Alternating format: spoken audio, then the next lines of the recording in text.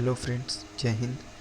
तो आज मैं इस वीडियो लेक्चर में आप लोगों को क्लास 10th बायोलॉजी का चैप्टर फर्स्ट लाइफ प्रोसेसेस का एमसीक्यू कराने वाला हूं, जो कि बहुत ही इम्पोर्टेंट एमसीक्यू हैं और आपको जो एग्ज़ामिनेशन में बहुत ही हेल्प करेंगे। तो आइए शुरू करते हैं। तो पहला क्वेश्चन है कि in which of the following groups of animals heart does not pump oxygenated blood to different part of the body. तो इन ऑप्शंस में से कौन सा ऐसा एनिमल्स का ग्रुप है जिसमें जो हार्ट होता है वो ऑक्सीजनेटेड ब्लड को बॉडी में पंप नहीं करता। तो जो पाइसेस होते हैं उनमें गिल्स जो होते हैं वो ऑक्सीजनेटेड ब्लड को पंप करते हैं पूरे बॉडी में, ना कि हार्ट। तो जो ए ऑप्शन है वो ऑप्शन सही है। नेक्स्ट क्वेश्चन है the filtration units of kidneys are called. जो किडनी की फिल्ट्रेशन यूनिट होती है उसे क्या कहते हैं। तो हम लोगों को अच्छे से पता है कि जो नेफ्रॉन्स होते हैं किडनी में उन्हें ही हम लोग फिल्ट्रेशन यूनिट कहते हैं। नेक्स्ट क्वेश्चन है question number 3, name the substance whose build up in the muscles during vigorous physical exercise may cause cramps. तो ये क्वेश्चन कह रहा है कि हम लोग जब कोई फिज़िकल एक्सरसाइज करते हैं तो जो हमारे अंदर क्या ऐसा जो बन जाता है जो हमारे मसल्स में पेन कर देता है, अर्थात क्रैम्प कर देता है। तो हम लोग पढ़े हैं अपने बायोलॉजी के फर्स्ट चैप्टर लाइफ प्रोसेसेस में, जिसमें कि जब हम लोग लैक ऑफ ऑक्सीजन यानी कि ऑक्सीजन की कमी में कोई भी एक्सरसाइज फिजिकल एक्सरसाइज करते हैं तो जो जो हमारा जो पायरुविक एसिड होता है वो लैक्टिक एसिड और एनर्जी में कन्वर्ट हो जाता है, अर्थात ब्रेक डाउन हो जाता है। तो जो लैक्टिक एसिड होता है वो हमारे मसल्स में जाकर स्टोर हो जाता है, तो जिसके कारण हमारे मसल्स में क्रैम्प्स बिल्डअप हो जाते हैं और ये काफ़ी पेनफुल होते हैं।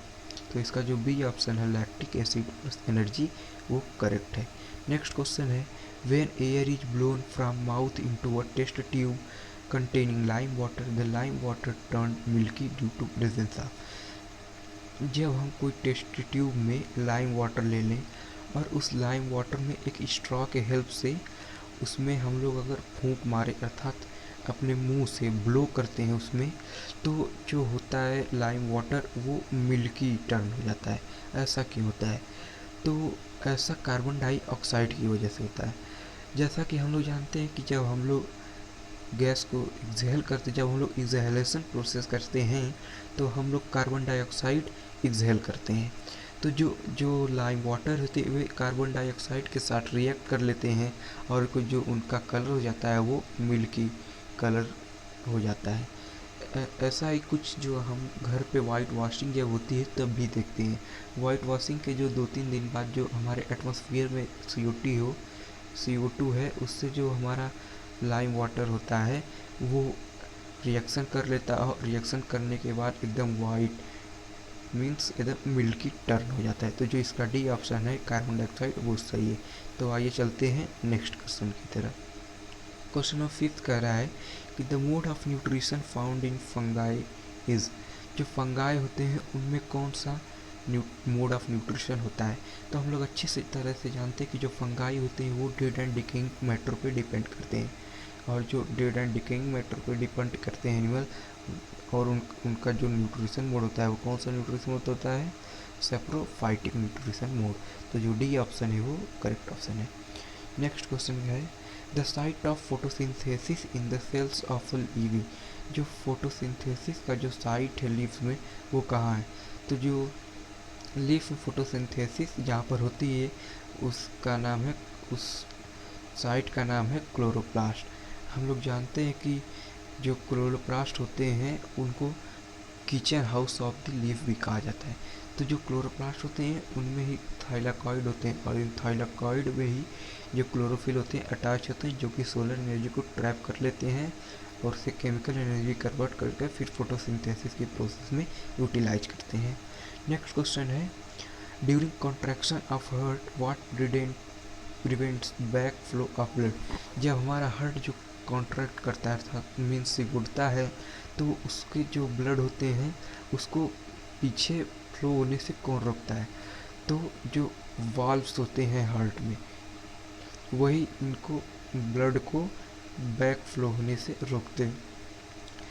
तो इसका जो सी ऑप्शन है वो करेक्ट है। Woody plants carry gaseous exchange through. जो वुडी प्लांट्स होते हैं जिसमें मीन्स जिसमें वुड्स होते हैं ज़्यादातर, वो प्लांट्स अपना गैसियस एक्सचेंज किसके द्वारा करते हैं? तो जो लेंटिल्स होता है उनके द्वारा जो वुडी प्लांट्स होते हैं अपना गैसियस एक्सचेंज करते हैं। लेंटिल्स उसकी उनकी जो स्टेम्स होती हैं उन पर छोटे छोटे पोर्स होते हैं, वही प्रेजेंट होते हैं। The contraction and expansion movement of the walls of the food pipe is called.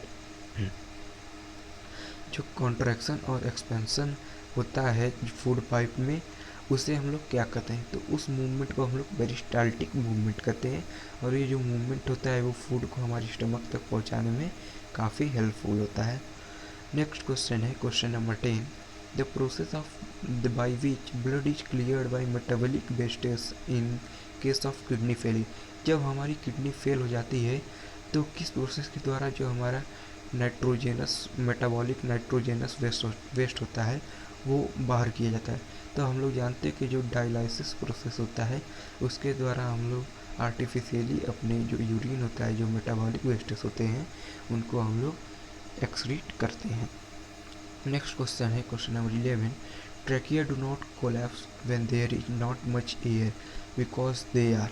तो जो क्वेश्चन कह रहा है वो कह रहा है कि जो ट्रैकिया होते हैं अगर उसमें एयर ज़्यादा नहीं होती तो भी वो कोलैप्स क्यों नहीं करते हैं? तो इसका जो कारण है उनके वो है कि उनके जो सरफेस पे जो होता है कार्टिलेजिनियस रिंग्स प्रेजेंट होते हैं। जो कार्टिलेजिनियस रिंग्स होते हैं वो उनको प्रिवेंट करते हैं और ये कार्टिलेज के बने होते हैं। विच of the following events in the mouth cavity will be affected if salivary amylase is lacking in the saliva. तो ये क्वेश्चन नंबर 12 कह रहा है कि इनमें से कौन सा प्रोसेस ज़्यादा अफेक्ट होगा अगर जो हमारे माउथ में सलाइवा में जो टाइलिन यानी कि जो सलाइवरी एमाइलेज की एंजाइम है उसकी कमी हो जाए। तो हम लोग जानते हैं कि जो सलाइवरी एमाइलेज अर्थात जो टाइलिन होता है वो स्टार्च को ही सिंपलर फॉर्म में कन्वर्ट करता है। तो अगर ये इसके कमी हो जाएगी, इसके लैक में, इसके एब्सेंस में, जो हमारा starch breaking down into sugars ये प्रोसेस है ये हमारा अफेक्ट होगा। तो ऑप्शन ए सही है। क्वेश्चन नंबर 13 की तरफ बढ़ते हैं। तो क्वेश्चन नंबर 13 का है which region of the alimentary canal absorbs the digested food. जो हम लोग जानते हैं कि जो स्मॉल इंटेस्टाइन होते हैं उस स्मॉल इंटेस्टाइन में हमारा जो कंप्लीट डाइजेशन हो जाता है और उन्हीं स्मॉल इंटेस्टाइन में जो विलाई होते हैं उन्हीं में जो ब्लड वेसल्स होते हैं उन्हीं के द्वारा एब्जॉर्प्शन प्रोसेस होता है। तो इसका करेक्ट ऑप्शन है बी, स्मॉल इंटेस्टाइन।